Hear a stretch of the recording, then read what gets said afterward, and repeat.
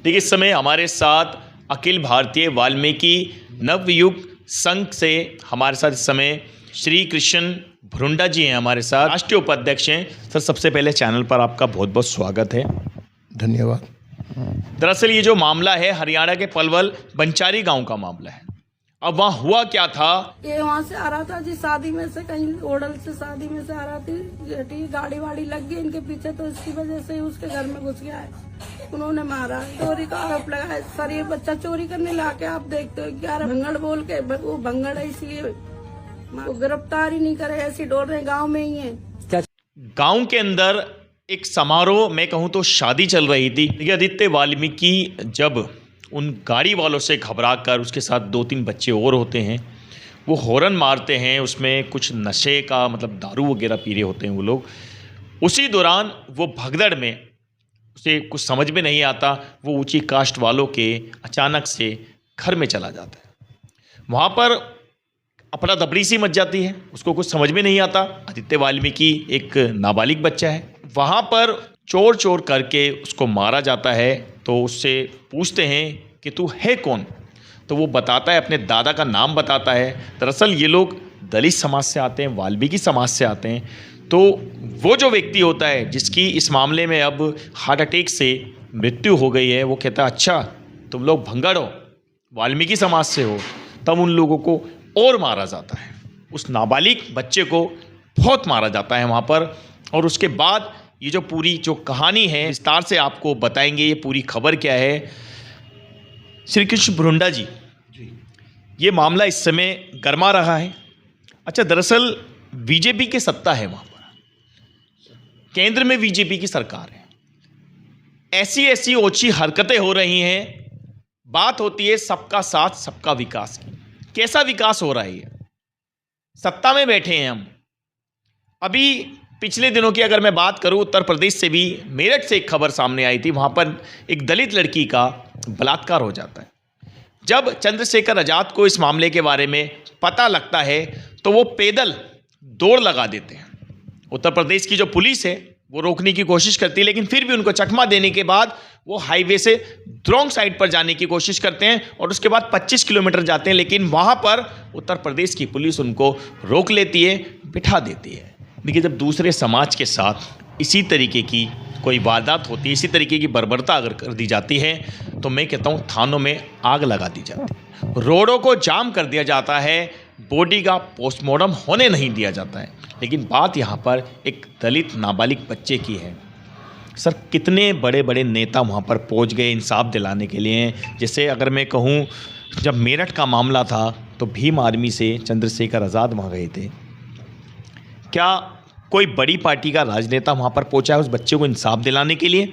इस मामले को इतना तोड़ ममोड़ के मतलब कहीं ना कहीं अलग रूप देने की कोशिश की जा रही है। अभी तक कोई नेता नहीं गया कि सिर्फ जितेंद्र चंदेल जी अपनी उन्होंने भी वो इतना संघर्ष कर रहे हैं, ज़मीन से लेके वहाँ उनको मारने तक की धमकी दे दी है। अच्छा। सर्व समाज ने, कल भी उनको एक फ़ोन आया और उससे पहले भी एक सर्व समाज के जो बैठक हुई थी इनों की, उसमें एक उनका नेता था, उसने सरेआम उनको धमकी दी है मारने की। अच्छा। हाँ, देखिए, अगर कोई दलित की आवाज़ उठाने जाएगा, दलित की एफआईआर के लिए जाएगा या दलित के बचाव में जाएगा, तो उसको मारने की धमकी मिल जाएगी।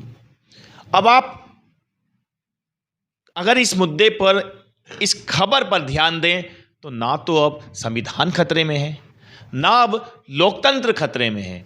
आखिर ये किस तरीके की राजनीति चल रही है? ये कैसा संविधान है? बात करते हैं, बाबा साहब की बात होती है, संविधान की बात होती है, लेकिन जब बात दलित पर आती है, आखिर दलित के साथ इतना शोषण क्यों किया जाता है? बड़े बड़े वकील हैं, लेकिन जब ऐसी कोई बात होती है तो वो वकील वहाँ नहीं जाएंगे, क्योंकि उनको अपनी राजनीति चमकानी होती है। वो एक समुदाय को हमेशा टारगेट करके रखते हैं, उसको फोकस करके रखते हैं कि अगर ऐसा कुछ मामला आएगा तो वहाँ पर हम नहीं जाएंगे।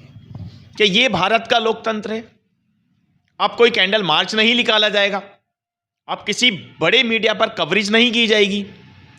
सर, सत्ता में बीजेपी बैठी है, मोदी जी बड़े बड़े वादे कर, और जहाँ का ये मामला है वहाँ पर भी मैं कहूँ तो वहाँ के मुख्यमंत्री भी बीजेपी से आते हैं। ठीक है, उनका क्या कुछ कहना है इस पर?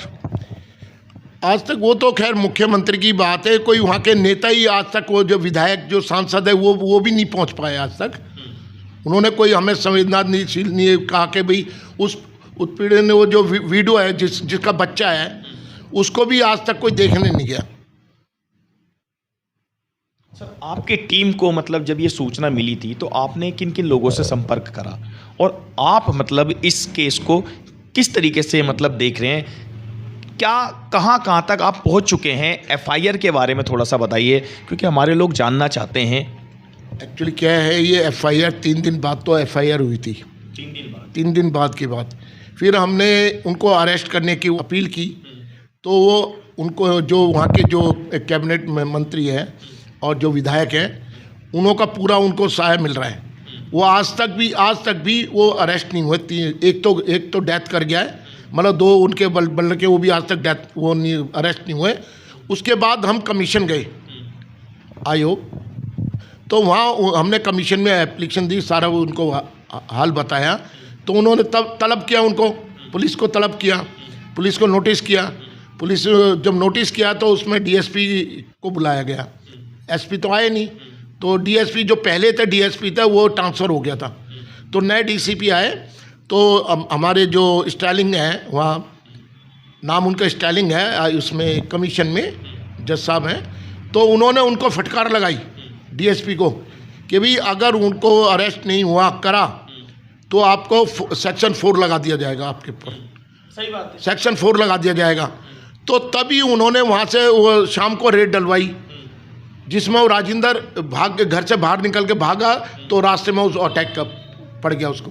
अच्छा, यानी कि राजेंद्र जो है इस मामले में मतलब जो एक बड़ा रोल है राजेंद्र का, वो जब वहाँ से जब फटकार लगाई गई, जब उसको अरेस्ट करने के लिए मतलब पुलिस घर पर गई, उस दौरान उनको अटैक पड़ा। एक दहशत हुई कि मैं अब अरेस्ट हो जाऊंगा, और भगदड़ में उनको कहीं ना कहीं ऐसा हुआ, हाई ब्लड प्रेशर हुआ होगा, जिस दौरान उनको अटैक आया और उनकी मृत्यु हो गई।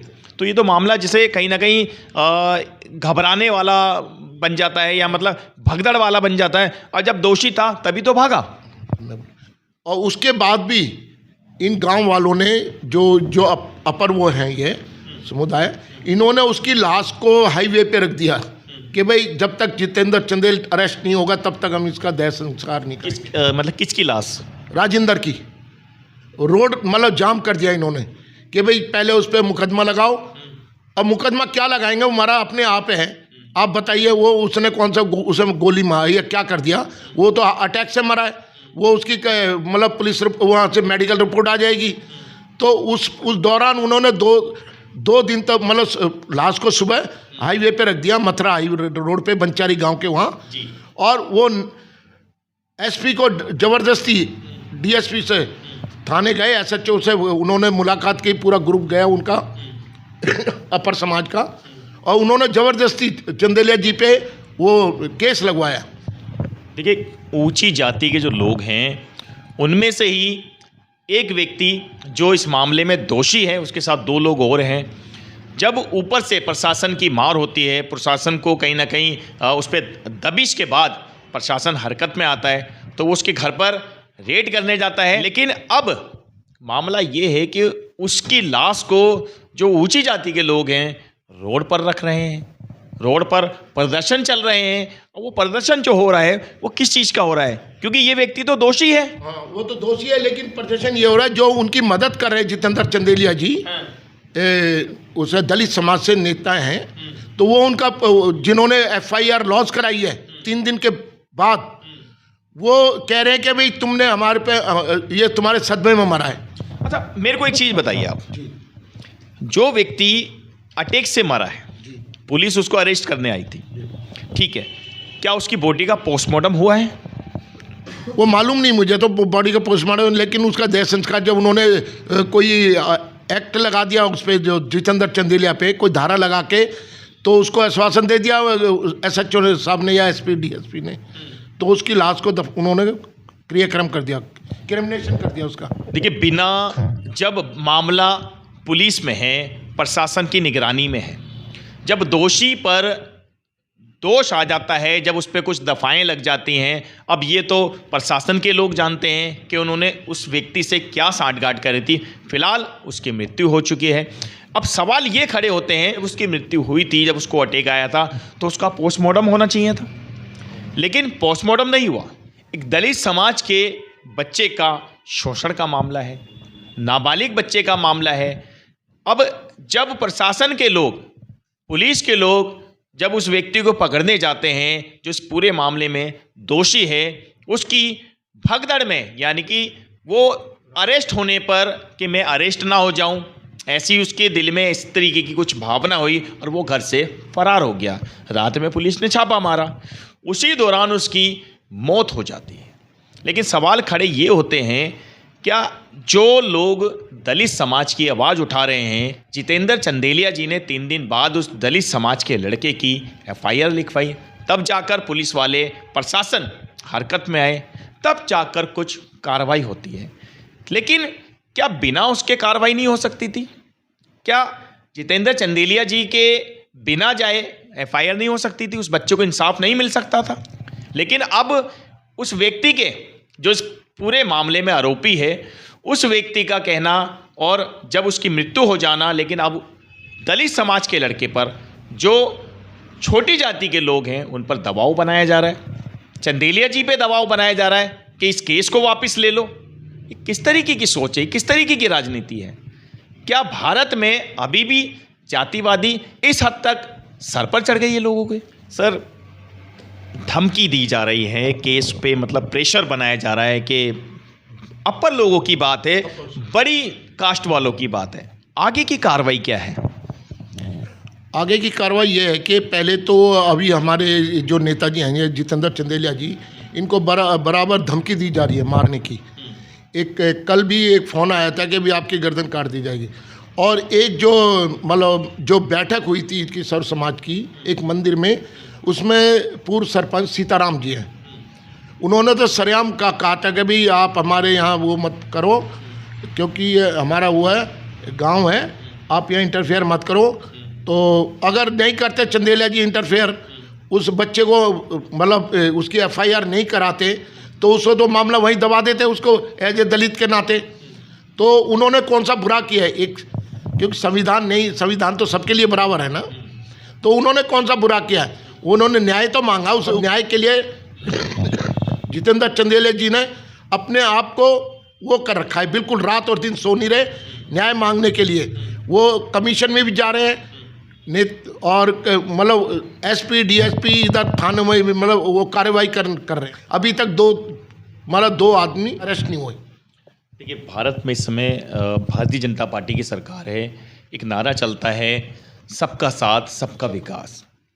माननीय प्रधानमंत्री जी से कुछ कहना चाहते हैं आप चैनल के माध्यम से? मैं माननीय प्रधानमंत्री जी से यही कहना चाहता हूँ कि हम संविधान के रक्षक हैं, बाबा साहब के अनुयायी हैं, और संविधान ये नहीं कहता कि किसी समाज को आप पीड़ित करें। तो मैं माननीय प्रधानमंत्री जी यही कहूँ, इस विधवा को और इस आदित्य बच्चे को, नाबालिग को न्याय दिलाएं। देखिए, ये जो मामला है, जहाँ तक हम अपनी नज़र से देख पा रहे हैं, ये एक दलित समाज के बच्चे का, जो एक नाबालिग लड़का है, एक दलित समाज के बच्चे का शोषण का मामला है, नाबालिग बच्चे का मामला है। अब जब प्रशासन के लोग, पुलिस के लोग जब उस व्यक्ति को पकड़ने जाते हैं जो इस पूरे मामले में दोषी है, उसकी भगदड़ में, यानी कि वो अरेस्ट होने पर कि मैं अरेस्ट ना हो जाऊं, ऐसी उसके दिल में इस तरीके की कुछ भावना हुई और वो घर से फरार हो गया।